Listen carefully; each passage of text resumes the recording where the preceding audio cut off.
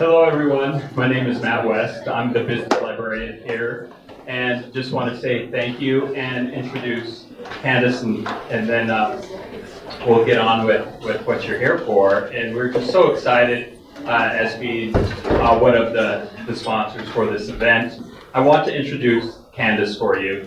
And Candace is the founder and CEO of Propel Growth. When she consults with the scale-up technology companies, she helps them grow the revenue and market share. This is Candace's 5th business. Prior to Propel Growth, she launched 2 technology ventures that scaled into multi-millions in annual revenue. We need more growth companies here in Fort Collins and Northern Colorado that creates great jobs for our community, jobs with wages that are high enough to live and afford to work here and stay here and live here in Fort Collins. So to help to address this need, Candace plans Scale Up Day to help you all learn about the important principles that can help you succeed in launching and scaling your business. This is the first time this has ever been done before, so we want your feedback at the end. Without further ado, here's Candace.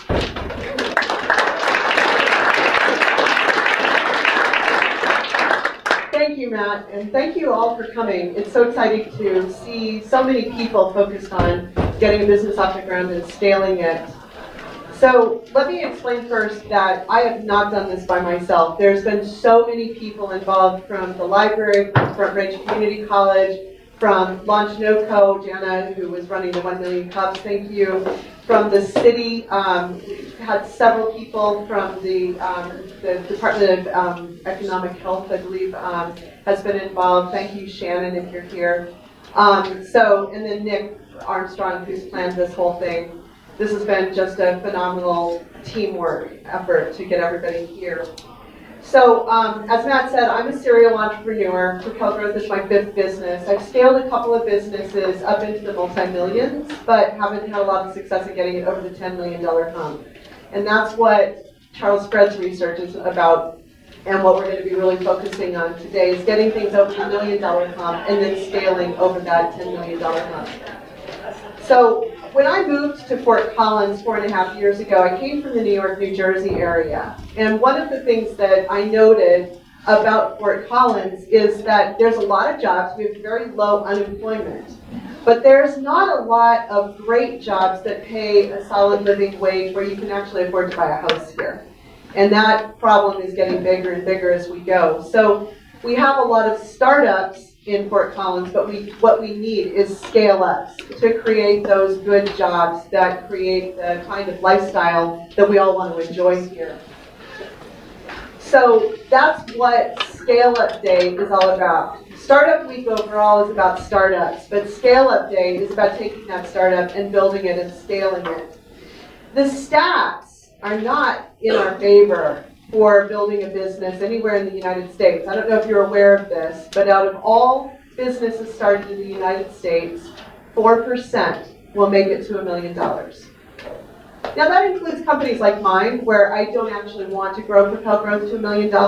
It includes your dry cleaner that they may not want to grow, but it also includes a lot of other companies. So you have about a 4% chance of making it to $1 million. And then after that, you have about a 10% chance out of those 4% to make it to 10 million, and about 15% of those will scale to 50 million and above. But the real job creation is in that middle market of 10 to 50 million. So that's what we're here to talk about.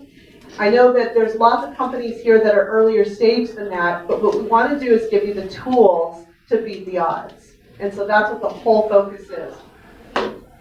I was really lucky to make it to an event in Denver at a place called TrueSpace about a year ago, maybe January, I think, and got to see Charles Fred present the preliminary research for a really impressive amount of research on what it takes to scale. So what he did was he wanted to understand what it takes to get companies over that $10 million hump. They identified 150 companies that were all over $1 million in revenue. They were all had plans to scale to 10 million within the first 5 years. He handpicked these companies. He actually invested $50,000 in every one of those companies. If you're doing the math, I already did it, that's $7.5 million. And worked with their executive teams, looked at their data to identify what they were doing to scale. He followed them for 5 years. In the course of that 5 years, only 14 made it to that 10 million. 3 of them went out of business, which is actually a really low failure rate, so I'm impressed with your ability to pick companies. And 133 hovered around 1, 2 million, 2.5 million. There wasn't a lot between the 2.5 and 10. He'll tell you more about that research. But from that, he was able to identify the differences between the companies that scaled and the companies that didn't. And he identified these 5 operating conditions that are necessary for scale. Then he took that research and worked with Gallup all last year to validate it with another 2,500 companies. So this is validated research that we're working off of today, not somebody's pie-in-the-sky idea that might work based on what they did, but this is off of a lot of different companies from a lot of different industries. So Charles actually just launched this research last Thursday. So we are the very first to get to hear about this from him directly today. So I'm really excited about our timing. That was God, in my opinion, to get that timing to work out that way. So after Charles does a keynote where he's going to present this research, we're going to have 5 fireside chats with entrepreneurs who are all building businesses here in Fort Collins.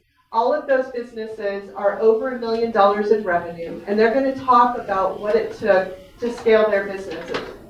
We have a bunch of different industries represented, and everything from $1 million business up to $110 million business.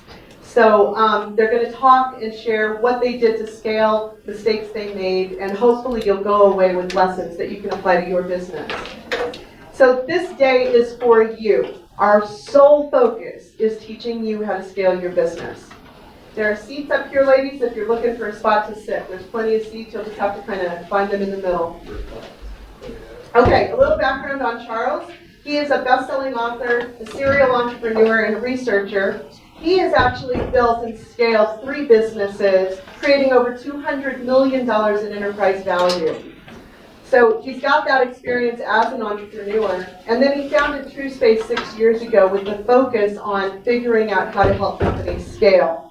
He led the 6-year study that he's going to be talking about. And then he also meets the criteria for being up here as one of our fireside chat people because TrueSpace is also going to exceed 2 million this year. So let's give it up for Charles. Thank you. Thanks. Thank you. Wow. It's a wonderful day to be here. As I look at the faces out here, I would probably position this entire presentation I'm going to make today as the Grateful Tour. First and foremost today, I want to introduce my co-founder, Jamie Fred, who has helped this entire process. We co-founded this business 6 years ago. And when she's my daughter, by the way, for those of you that have family businesses, this has been one of those experiences I've had that's life-changing for me in so many amazing ways to be able to work with Jamie and the science behind this. So I represent our collective work over the last 6 years. Brian Kerlin is here with us, and same with Kathy Warland from our team today. So the Grateful Tour starts this way. What I'm going to present to you today is 6 years of toil and hard work with a deep intention to try to help discover what's keeping businesses from reaching the middle markets. People that have aspirations and ambitions, they've invested their lives, their families, they've done all these incredible things only to get stuck between 2 million and 10 million. And that's really what I want to represent today. But the fun part of this, as Candace talked about, is last week was our story that we came out with. And that was 6 years of work. For those of you that have, for me, that's 10% of my life has been into this research. But we have a famous person in the crowd today. His name's Andrew Hendrickson. I'd like him to stand up real quick. He's tall enough, you'll all see him. Andrew's the CEO of SurgeryReal, which is also a member company of TrueSpace. And he was featured in the New York Times last week in conjunction with our announcement at Gallup. And we're just so proud to have, seriously, aren't we not, team? Him in the midst. I hope you got a few leads out of that. Is it working okay? Yeah, mostly sales calls. Well, yeah, people looking for a job, right? Oh, man, I'm sorry. We forgot to forewarn you because the New York Times doesn't tell you. Is that me? Okay. The New York Times doesn't tell you that you're going to be in. We didn't get to see the article, let's put it that way. So it just showed up and we said, wow, this is terrific. So for the first time, we get to now publicly announce the research that's been embargoed since last fall. I had to look up the word embargo. I thought I had a deep vocabulary, and I thought embargo had to do with oil and stuff like that from my generation. The oil embargo, by show of hands, right? A few people out there. Okay, good. Feeling better about myself. Yeah, because most of my stories, by the way, millennials are like, I don't know. I use a lot of stories about how many times did we land on the moon? 6 times, and most of the millennials, did we really land 6 times on the moon? I go, yeah, we landed 6 times on the moon. And so anyway, thanks for the people that are in my generation. So it's the first time we've been able to actually talk about the research, the results of it, both good, the bad, and the ugly of the research. And you get basically that delivery today. That's my intention, to try to get that data to you today in a framework that helps you understand it. Second is that we as a company now can formally announce the assessment instrument that we use to validate your business, and also to look at your business relative to a best performing benchmark, which I'll talk about today. So that's what I'd like to do. I want to take you through the science. I want to take you through the narrative, which we call the 5 conditions. And I think the best thing to do today would be to get to a place where we have maybe 10 to 15 minutes of questions, because the Grateful Tour goes this way. As I look into the crowd today, I see a number of you that have been working with us for at least a year. In Fort Collins, we've had a lot of work with our friends from Innisphere. We've had a lot of things going on with Colorado State University. So I'm grateful for all the work that you've done, and hopefully I can represent you in this process. But I hope that if you have questions, that we get to the Q&A session. And I think our limit is 10 to 10. Is that? All right, I better get going here. All right. All right, so why do we need science to articulate what we're going to do in business? And I want to take you back to this journey that Jamie and I have been on for 6 years. It's been an adventure. My story goes this way. I've been really fortunate to build 3 businesses into the middle markets and find somebody who would buy them. That's a little bit of what I've been able to accomplish. The process, if you looked at it, was goulash. I mean, I've made every single mistake there is multiple times. So I didn't have any recipe coming out of this, but I did remember going through the process, in particular trying to reach 10 million in revenues as a threshold, and how much advice I'd get that even at the time I'd question it, but I'd take it. And when Jamie and I founded TrueSpace, the one thing we had was a Hippocratic oath, similar to healthcare, and that is to do no harm. That I wouldn't be giving you advice that would either damage or harm your business or you as a person. And I wanted to make sure that that was consistent. So we need science, because science will tell us, the data will show us. I'll end my presentation today showing you how you can see the shape of your business relative to a science that will tell you what you're doing well and what you're not, relative to a best performing benchmark. So, but the other part is, by show of hands, how many entrepreneurs are in here? Just so I get oh my gosh, this is awesome. All right. By the way, entrepreneur is a cool name, but like 30 years ago, nobody could even pronounce it. It's like, what the? So I'm glad we're all entrepreneurs. But how many of you like it when people come in and judge you or your business? Your business needs a little help, a little fix, maybe a little bit over here, or maybe you should fix your business cards, they don't look right or whatever. None of us like that, in large part because it's the source typically of the people telling you those things or saying or judging your business that repels us. So science is required. The data that I'm going to talk about is required in large part because we need a dispassionate picture of our business. Nobody's personal judgment of it, just the data behind it. And that's what I want. That's why science is such an important piece. So 6 years ago, after I sold my last business to Xerox, I had to do a couple years of an earn-out. Jamie was running operations for that business at the time. And when we came out of that business, we said, first of all, my wife said, you're not going to start another business. So I've been married for 37 years. And anyway, so I listened to her really closely. I said, so what about some research? And so we decided to do some research. Yeah, that was anyway. So still married, happily married. Jamie and I are building hopefully a really cool business. But when we came out, we said, what is it that we enjoyed the most relative to the businesses that we had built? And this is a really important message to the work I'm going to try to present to you today, because I look back and I built 3 businesses all based on some level of simulation technology, but I didn't look at what I delivered to the customer. I didn't look at the product or the service. We looked basically back and said, do you remember those annual events that we'd have at the end of each year? And we'd have these big screens. And the last couple of years in our businesses were big enough, we had to rent out most of a hotel. And we had these big screens on this stage, this large stage. And the pictures on the screens were of babies that were born that year from our employees. People that found a spouse and got married. People that had gone back to school. Seminal events in their lives. And what we'd been able to create, the thing that we were the most proud of, were the jobs that were created as a result of the businesses that we built. These were great paying jobs. These were jobs you could build a family, you could build a career. These were the kind of jobs that we said, how can we get more of those? So, first discovery for us, across the United States today, 2.1 million businesses are stuck between 2 million and 10 million in revenues. Now think about how phenomenal that is. First of all, that there's that many businesses, 2.1 million, that made it through the startup. A startup for us, in our definition, is a business that's still trying to figure out if there's a fit with what their product, service, or their approach to the market is. They're small, they're trying to figure it out. It's ideation. I'll talk about that in a minute. But post-startup companies are ones that have those customers. They've been in business for more than 3 years, and they can't figure out how to get more customers or grow.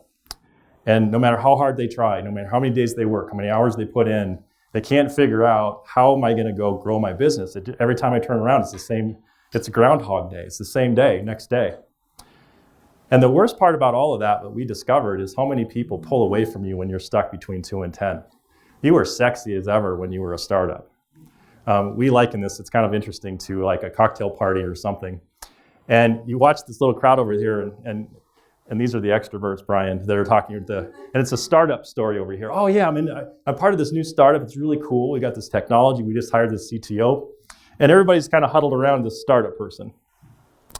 And then there's this poor soul over here that says, I'm a small business owner.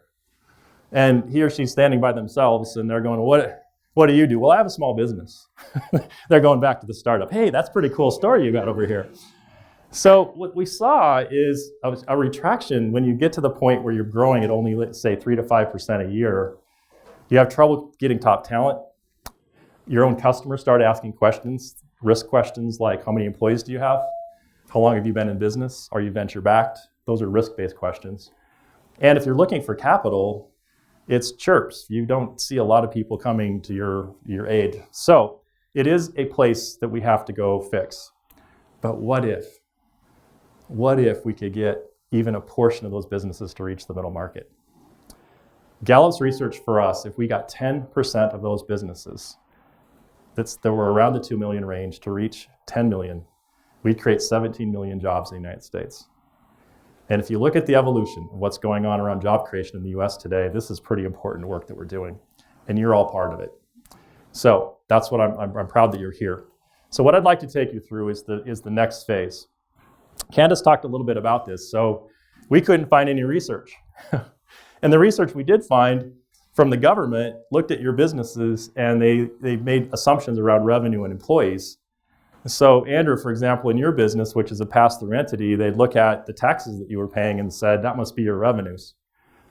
And of course, we're pass-through entities, that's not revenue. They'd look at employees, and when you have a percentage of your employees that are part-time 1099s, we didn't have anything we could hold on and say, what's keeping businesses from reaching 10 million? So we decided naively, now that I can look back, it's pretty clear when I look back, we decided to go invest in businesses, 150 of them, and learn from them. So the one thing I learned from Xerox was a really cool science. It's called ethnography. So when we talk about science, we use not only Gallup's help, but ethnography is a form of anthropology. And it's literally where I get to go into your business and watch you and observe you as an anthropologist. And I'm looking at cycles between decisions and effect. So think about 48 months of your lives where I could go in and say, you made a staffing decision on a vice president of sales last year, and I can look and see what the impact of that was. We did all the exit interviews in these companies for their unplanned turnover, which was another naive thing. We didn't realize how many people that would be there. If you want, by the way, I have a monograph up here that we will offer you today that talks about those interviews from the unplanned turnover. And then we also talked to customers. So we got the right, by putting some investment in the company, to talk to customers that had purchased your services or your products or your consulting, and maybe more importantly, the ones that didn't. And we started putting things together and we started seeing patterns. So the second science we used is out of MIT's Systems Dynamics group. Jay Forrester was the father of this, if you want to look that up. And it allows you to look at a complex system and understand what's driving the values of the complex systems. It's called Systems Dynamics. And I'm going to talk you through that today because we use these two pieces: observation and a way to see your business as a closed loop system. We put those two together, and that's what we took to Gallup to validate with the 2500. So this is the way that looks. There's an ethnographic study of 48 months, and we got to know these people to the point where we knew their dogs' names. We knew we'd gone to even some of their events, graduations. We got to know these people really well in the 48 months. And they were sharing with us everything. But the problem with ethnography, not the problem, it's just the way it is, I can't fix anything. So if I were watching you doing something, I'm going, oh my God, it's going to be the biggest mistake. We could only sit back and go, oh my God. It's like a car accident, a slow-moving car accident. And we could just watch it and observe it and write it down. So 48 months is longer than I thought it was going to be. So just want you to know that. That's quarterly reporting of both financials, top and bottom line, your employees, your hiring, your firing, all that information. And that's what we put in the ethnography study. And that's what you see basically over here. And the time period of that was from 2014 to 2018. Pretty good years, consistent years, and we had businesses from Boston to San Francisco in this process. So the important part about that is that it's one of the only ethnography studies, first of all, businesses that are between 2 and 10 in a stable period of time. We didn't have a recession. We didn't have a lot of variables. We had a talent pool was pretty stable at that point in time, and we could do some real comparisons across companies. The research report, which you can get online through our website, and we have 40 copies here, will actually give you a little bit of the demographic of that. But we had light manufacturing, technology, very few services businesses. We didn't have any small consulting companies or restaurants or light retail because they didn't have the capability of reaching 10 million. So that was about the only extractor that we had in that study. So that's what we brought to Gallup. But here's what we brought to Gallup that has maybe more structure to it. So when we looked at those closed loop systems, we discovered some really interesting things. Candace talked a little bit about this. We had 3 go out of business, but it's not what it seems. We handpicked these companies. And we didn't pick the randomness of just any business. We picked businesses that we thought would stick around for 48 months. The last thing we wanted were people to go away. But the 147, from a statistical perspective, was definitely wide enough for us to look at it statistically. 14 companies, now they all started around 2 million when we began the practice, the research. 14 surpassed 10 million in that period of time. A couple of those businesses today are well above 30 million, just to put that in perspective. But the more important part is the 133 that were left over were stuck. Between 2014 and 2018, good time to grow your business, right? And they barely grew. But think about this. They were working just as hard as the 14. They were trying just as hard. Their ambitions were the same. Everything was the same except for the way in which they were operating their business. That's what we wanted to be able to see. So that's what I'm going to try to take you through now. So we found 3 distinct stages, and it looks this way. There of the entire database now at Gallup, 82% across the country of companies that are between 2 million and 10 million, now that we have their expansive database, are in a stage we call emerging. And as you read our report, that's, again, if you can get this, it's a good study for you. There's some things that came out of the report that are really groundbreaking. Probably the first and foremost of the report is the duration of which you operate your company has no correlation to growth. You can be a 30-year-old company or a 3-year-old company and have the exact same statistical predictability of growing or not. So the longer you endure it doesn't mean you're going to get better. It means you're going to have these years of the same. So what we call emerging are really companies that could be 30 years old but still have a little bit of the signature of a startup.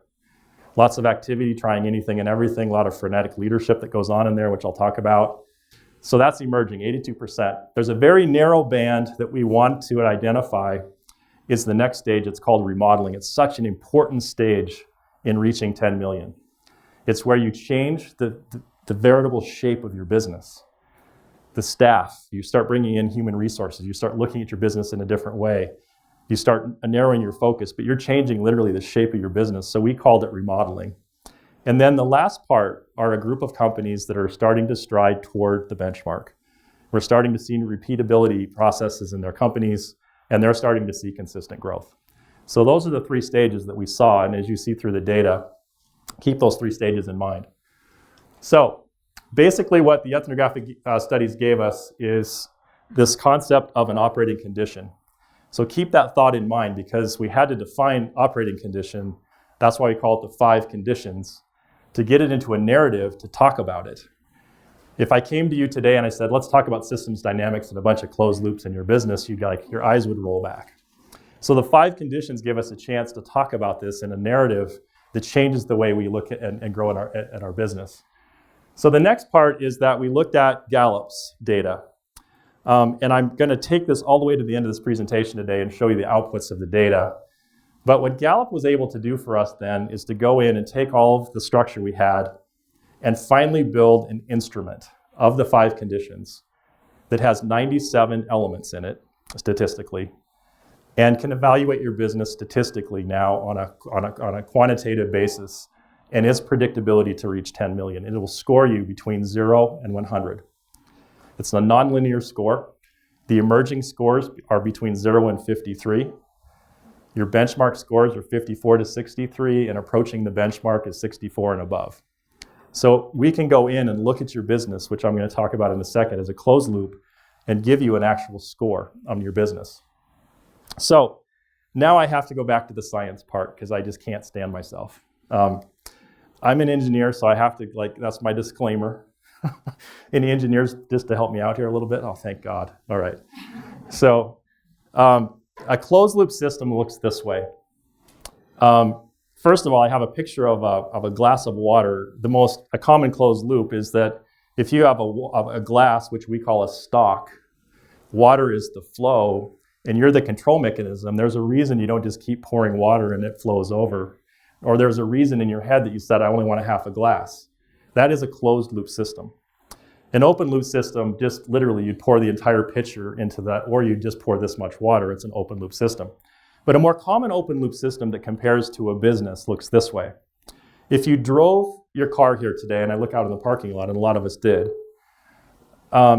you operated a closed loop system, you just didn't realize it. So let me walk you through it, and the corollary back to your business. You put the key in the ignition, and one of the first things that you probably looked at was the gas gauge. You don't realize you're doing these things. Some of you might not have.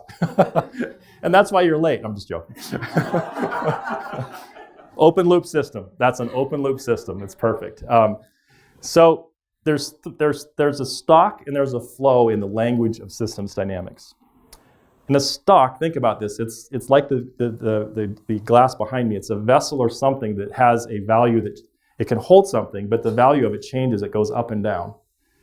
So there's 3 stocks from a systems perspective in your automobile when you drive it.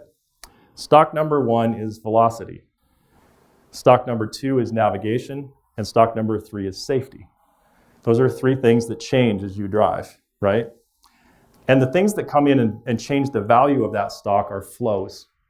We call those flows. So when you see our research, I'm trying to help you when you see our research, what you're actually seeing. So in your automobile, the things that change velocity are your accelerator, your brake pedal, gravity, the road condition, the car in front of you. Something's going and flowing into that stock and your velocity is going up and down. The output of it, the metric, is a speedometer. But a speedometer is not a stock, it's just the output. All the things that change that are the flows that go into it. When we looked at the businesses that were reaching, the 14 businesses that were reaching 10 million, we found 12 distinct stocks in their business that did not exist in the 133. An open loop system in your automobile would literally be the equivalent of putting a brick against your accelerator and just letting your car go. And that's basically startup behavior. What we saw in the 133 were massive amounts of open loops, trial and error with no feedback to find out what worked and what didn't. An open loop system might be that you grew 100% this year, and you can't answer this question, why did you grow 100%? What caused the growth? Open loop system. So the 12 closed loop systems are ultimately what we measure, and the 30 flows, all those flows that are changing those 12 stocks, are what I literally measure in your business through the instrument we created with Gallup. So we can give you a score on every one of those 30 flows that are changing the value of the stocks in your business. And that's where the breakthrough came for us, to be able to come to you as business owners and entrepreneurs and give you an instrument to now evaluate your business against that benchmark, against those 30 flows. And why is this important? Because you can act on the 30 flows. You can act on it. You can do something about it. The other thing it tells you is the stuff you're doing really well. For the first time, I get a statistical pat on the back. Like, yeah, I got this, right? And for the first time, it's not emotional. You don't have somebody that you don't trust or you don't like or is not credible telling you what you should do in your business. For the first time, you get to see it as it is. And that's really what I would like to finish maybe in the next 10 minutes or so. So basically what we did is we came up with a way to put those 12 stocks into a narration. And so it starts with the 12 stocks. There's 3 stocks in the condition of alignment. Its focus, mission, and structure are the 3 things that change the value. And there's 9 flows that go in there. So I'll show you that here in a minute, but that's the way it works. So the 5 conditions are a way for us to speak about it. We learned about this quickly from our anthropology study, that it's one thing to have a science, it's one thing to have an instrument, but you've got to have a way to talk about it. We've got to have a way in our community of entrepreneurs of how to talk about our businesses and the things that we're creating that are going to get us into the middle markets. So we have 5 conditions. The first condition is alignment. It has 3 stocks. Discipline, I'm going to take you through some details here in a minute. Third is predictability. 4th is endurance. And 5th is value creation. So this is an important part of my delivery today. And hopefully if we get some time, maybe we can spend a little more time together. I can take you through how this system works so you fully understand it when you download the report. But they're not equal. So the conditions aren't equal and the stocks aren't even equal in a business. So for example, navigation is not as important in your car as acceleration. And safety is more important than both of them together. If you kill yourself in the process, that one's the most important from a stock perspective. We believe alignment and discipline from a condition perspective are the drivers of all activity relative to getting to 10 million. And I'll walk you through those in a second. The output or impact of that is your ability to be predictable. The influence that we have over your stakeholders is 4th, not 1st, in our data. And last but not least is the other 4 produce or not enterprise value. That's really important. When in our academy that we have at TrueSpace, this is the way we teach the academy for you as an entrepreneur to put this in place in your company. The first thing we want to do is we want to have you become growth capable. The first condition and the way we put this in a narrative is, are you capable of growing? The 133 that we studied, most of them had raised some capital, had pretty good plans, they had pro formas, they had decent talent, but when we looked at their 5 conditions, they weren't positioned to grow.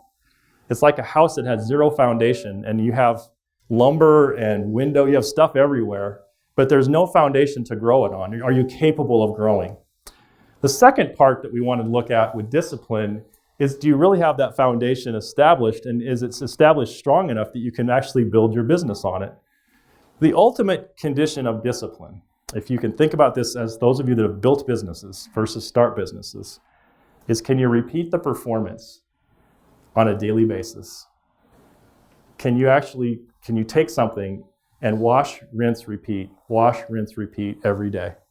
As boring as that sounds, that's how you build a business. And when you can't do that, when you wash, rinse, wipe, you have all these other processes and you can't replicate it, that's when you can't scale. So I'm going to take you through each one of these really quickly. But before I do that, I just want to give you a place to start here before I go into a little bit more detail. So let me just refresh real quickly.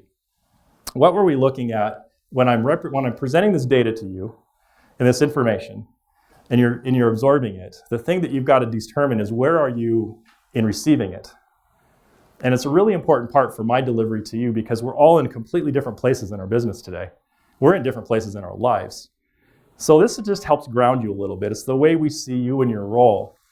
So I know by looking at the app we had for the people that are in, some of the people in the room, you're early stage, you're startup. And by the way, this is not a judgment by any means. This is fact. If you're a startup, your value behavior has to be creative. You better come up with something cool, or solving a problem, or you're not going to get there. Your characteristics are speed. You probably love a little chaos. It actually is a little bit of fun. You can have your dog at work. You can have a beer at 10. You can do all those things. And your mindset is survival. You got to get to the next place. We got to survive. We got to get some funding. We got to grow. We got to do all those things. The second is what we call emerging. Back to my emerging thing. And this is 82% of the companies that aspire to get to 10 are in this emerging stage. So before I take you through the 5 conditions, I just want to get your head here that heroics are still pretty prevalent in an emerging business. People traveling 6 days a week, working multiple hours, up early in the morning, conference calls at 5 a.m. Heroics are happening in these businesses. And in many cases, out of necessity, right? Stamina then becomes the characteristic that we're looking at. Inertia, unfortunately, is the outcome. Those of you that are not engineers, inertia is not a good thing. And cultural mindset is hope. But where do I want to get you in a building stage? Now, we didn't call it scale for a reason, and I'll get to that in my conclusion today. But you're builders, not scalers, you're builders. So first is consistency is where you need to get to. I know it sounds boring. Imagine going in and going, it's Groundhog Day, we're doing the same thing every single day, Ryan. It's the same stuff, different day. That's how you build a business. If you're walking in and everything's different every single day, you're not building a business. You're working hard, you're not building a business. Your team has to be based on results. We have to have targets that we're hitting consistently, predictability and confidence then fill that out. So just think about where you are today, no judgment. By the way, I'm closer to the left of this today at TrueSpace. Jamie and I are. It's a little bit of the paradox that we're in today. We're helping you build your business, but we're starting one. So I feel it. The second thing I want you to do before I finish today is to take this as an assignment. And I look around the room, and a few of you that have worked with us know that I take you through this assignment. Have you really thought, if you aspire to get to 10 million or the middle markets, what that means to your business if you're now a $2 to $3 million business? Let me just put it at the physical side for a second. If you're 2 to 3 million on average in the United States, you have between 15 and 35 employees, just based on mathematics of business models. If you're at 10 million in that same business, you're between probably 85 and 115 employees.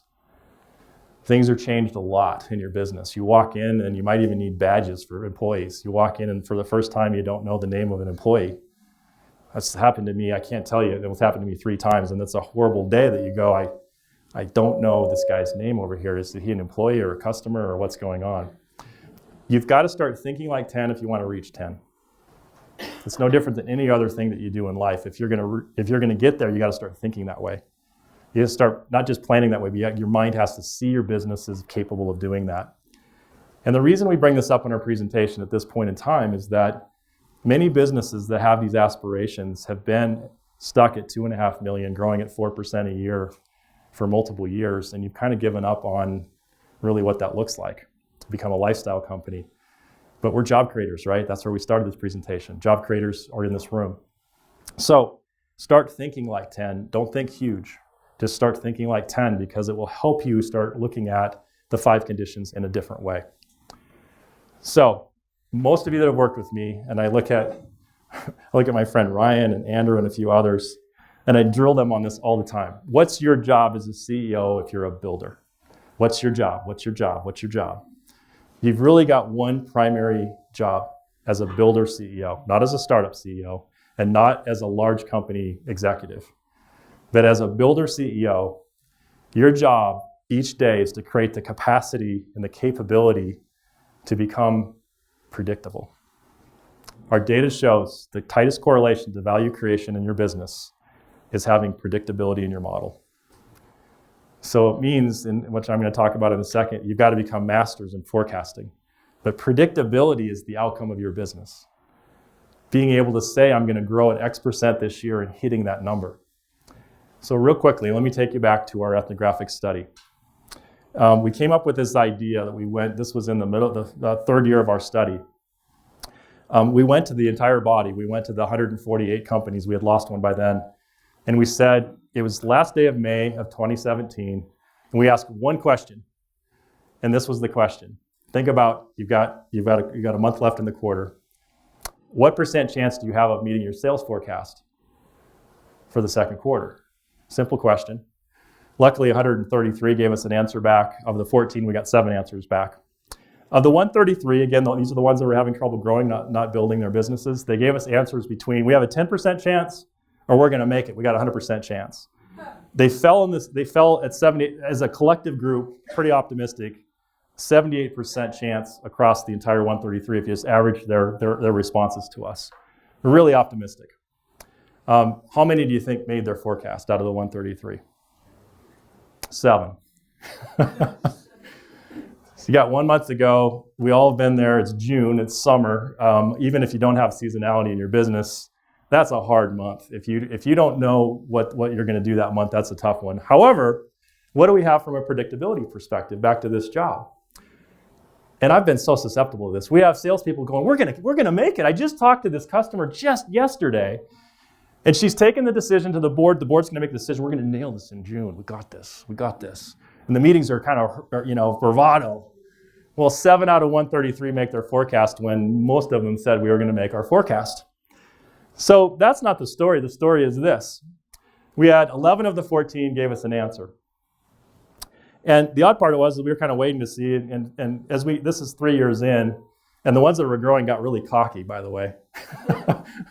They weren't nearly as susceptible and malleable as the other were. They needed help, right? They actually needed some more funding, and that wasn't on the table. But they only gave us 1 of 2 answers. 0 or 100. Because they were predictable.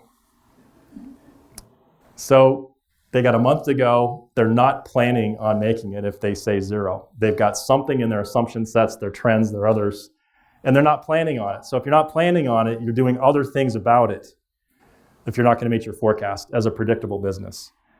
If you're planning on it, it's 100%, you're rocking it, you're already working probably on the 3rd and 4th quarters in a predictable business versus reacting to missing it in that month. And it was just such an eye-opener for us. So forecasting accuracy in the 14 over the last 2 years of the study were plus or minus 5% forecasting accuracy.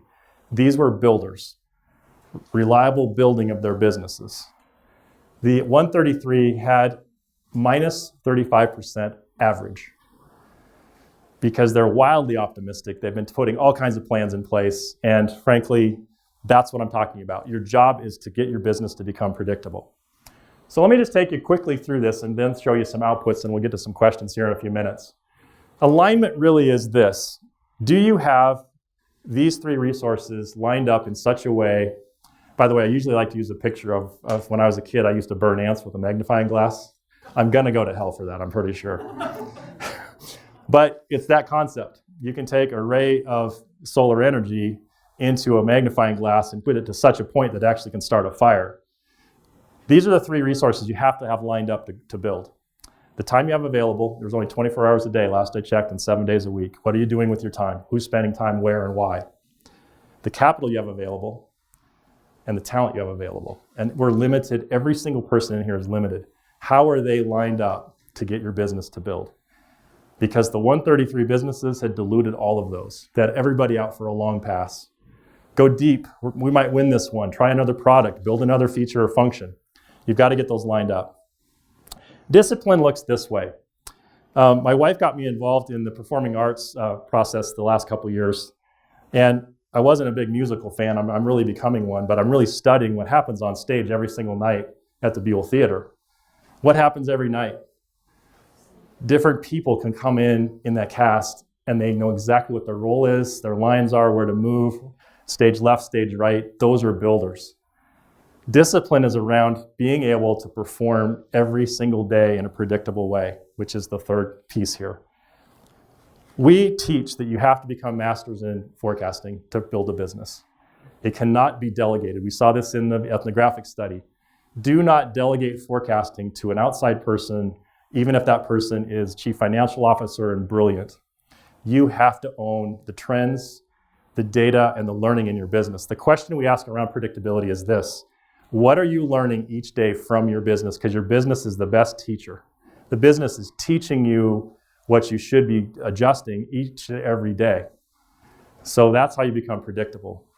Endurance was the other thing that was really odd for us. We didn't expect to find this condition, but got to remember that across the entire database that we have with Gallup now, the businesses that are reaching 10 million in the United States from people just like you are 12-year-old overnight successes. These are not happening in 2 or 3 years like we'd all had in our pro forma. And they're growing now consistently, hopefully, in the range of 25 to 30%, not 300% like the pro forma says. So endurance requires stakeholders to be ready for a longer journey. You've got to prepare me. You've got to pack my bags for a longer plan. I've got to have people with me 3 years from now when we're doing really amazing things and not asking me in the first year, when am I going to become an executive vice president? As you've got to prepare people for the longer journey. And then the last part of all of this is that over 90% of the entrepreneurs that we were working with didn't really have an idea of what their business was worth. So they're toiling, working hard every single day, and they couldn't answer the question, are all the things that you're doing increasing the value of your business? You've got to be able to answer that question, and that's the fifth condition. So let me just take these are some screenshots of the output, and then I'll open up for questions here. This is the assessment. The first thing you're going to get is a composite score of those 30 flows that I talked about, those 30 things that we measured in your business. And those come from 97 question elements that Gallup has built for us. This is a sample. You're in the remodeling stage if you're basically at the 54 level. We can drill down now and give you a composite score for each condition. We can go from there, and this is the most important part of the entire assessment. What is the shape of your business relative to that national performing benchmark that Gallup has built? So the outside gold-yellow form here is the benchmark companies that Gallup built for us, which is an index of 120 companies that have all surpassed 10 million, that started at 2. This is the beauty of having Gallup involved in this, is the data is unbelievable that they have access to. And it's an index that we keep rotating people in to have 120. It's a little bit like an industrial index of form. And this is where they're performing. So you can even see the high-performing companies they average 32 million in revenues, by the way. They have trouble in engagement right now because it's a moving index, because there's such a hard talent draw for top talent, especially in the technical range. So even the benchmark is struggling. But this company has a shape against those 12 stocks that I talked about that show where they need help. Discipline is the problem with this company. They've also got some issues down here in basically the endurance side, and they've got a focus issue as well. So we can take it and we can start drilling down now, that framework I talked to you about. So just vernacular, flows, stocks, conditions. But I'm measuring your business at this level. This is the nice part about being able to work on your business, the flows on your business. And you can see in this area, on role expectations and oversight, they're scoring well below the mean score, even for an emerging business. So when you see this, you can go, that's a place that we could go shore up. That's a place that we can go literally work in our business. So that's what I'm trying to tell you, is that the science that we brought to you today, and my first thing is, why do we need science to improve our business? Because you deserve it. You deserve science. Jamie and I talk about this a lot. What's more powerful for you as a CEO than having data about your business? What gives you more options than having data about your business? Unobstructed by other human, but just having data. It empowers us. It helps us figure out what we want to do with our business next, where we want to invest, where we want to spend our time. So that's my message, and I'm back to this grateful. I'm just grateful for everybody here because I'm hoping you become ambassadors. We can do this. As a nation, if we can just get 1% of 2.1 million to get closer to the middle markets, we can create amazing jobs, amazing lives, and we can do it by taking our businesses and looking at them in a different way.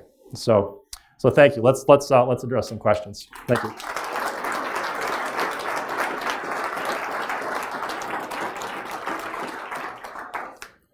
Yes. We have about 10 minutes to do transition. Okay. So while we're doing Q&A, we're going to get our next speakers mic'd, and we're going to talk about that alignment condition in the next hour. So we'll be starting that right at 11 o'clock. And then All right. So We got 6 minutes. Let's go. Yes. So I know that this didn't include consulting and service-based businesses. I know you're a data science kind of guy, so I'm going to ask you to provide a subjective opinion, if you will. How transferable do you think these 5 conditions are to businesses that were not included in this data set? I apologize. We did include service businesses by design. Yeah. Small consulting firms of 1 or 2 people that didn't have the capability or their aspirations to reach 10, we took them out of the model. But we purposely looked at service businesses because they're such an important part of economic development across the country. They represent almost 30% of our total businesses. We also looked at how they use technology to deliver that service and how they would actually scale. And by the way, I'm a huge believer now that you can scale a service business, and we've defied so many myths with this data. That's just one of them. Because we need to redefine scale. It's probably a longer answer to this, but find me at some time and I'll give you a little bit more information about the service side of this. So yes, Becker. If we're a $200,000 business now, should we be thinking like a $2 million business or start thinking like a $10 million business as soon as we can? That's probably one of the better questions I've had in a while because I have a really strong answer for you. You've got to get to 2 before you can think about 10. Actually, you need to get to 1 before you think about 2. Some of the worst advice we're receiving across this country today is to have a big, hairy, audacious goal, to think huge, to think broad, or to listen from investors that are telling us, don't bring me a pro forma that doesn't have more than 100% year-over-year growth. Because we'll follow that advice, but we'll miss it so greatly that it literally injures our ability to continue to grow our business. So my advice for you, we saw this, by the way, Gallup's got some really good data on this. Get to 1 million first, then get to 2, then reach to 10, basically. But don't start thinking about 100.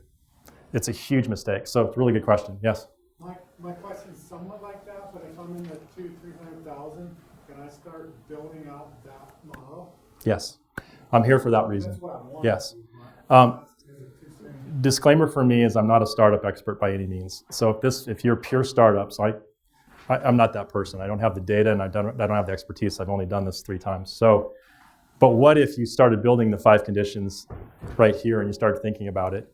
I think you'd get to a place to scale your business quicker. I do. I'm hoping that this framework that we have starts bleeding itself down into the smaller sectors of the business. And I also hope it bleeds forward into the larger ones because we'd see companies in our model that had 20 to 30 million in revenues that couldn't sustain it. And that's not good for us as a country either, to have people sliding backwards. So good question. Anybody else? Yes. Did you see any intergenerational variations? Yeah, question was intergenerational. If you read our report, by the way, before everybody leaves, we have about 70 of my books up here and 40 of our reports. The reports are online if you don't want to waste the forest. So what we saw, we've built, and this is Jamie's design. I got to give her complete credit for this. The first blind assessment of a company in the United States today in this zone between 2 and 10. What does that mean? It means that they don't see us. They don't see our gender. They don't see our ethnicity. They don't see my education. They just see my company. And what we found, Carol, is that men and women have the exact same power and potential to build a business. There's no difference between them. prior experience, region of the country, ethnicity. We see equality for the first time, and I can see the businesses there, and what a beautiful thing that is in our data. What we also didn't see is endurance doesn't mean hang in there for 20 years and you're going to start growing. So a damning part of the data that we had is that you've got to change your business if you want it to grow. If it's not growing today, it's not going to grow. You've got to change the shape of your company. So great, you guys were terrific. Thanks. Be ambassadors. Thank you.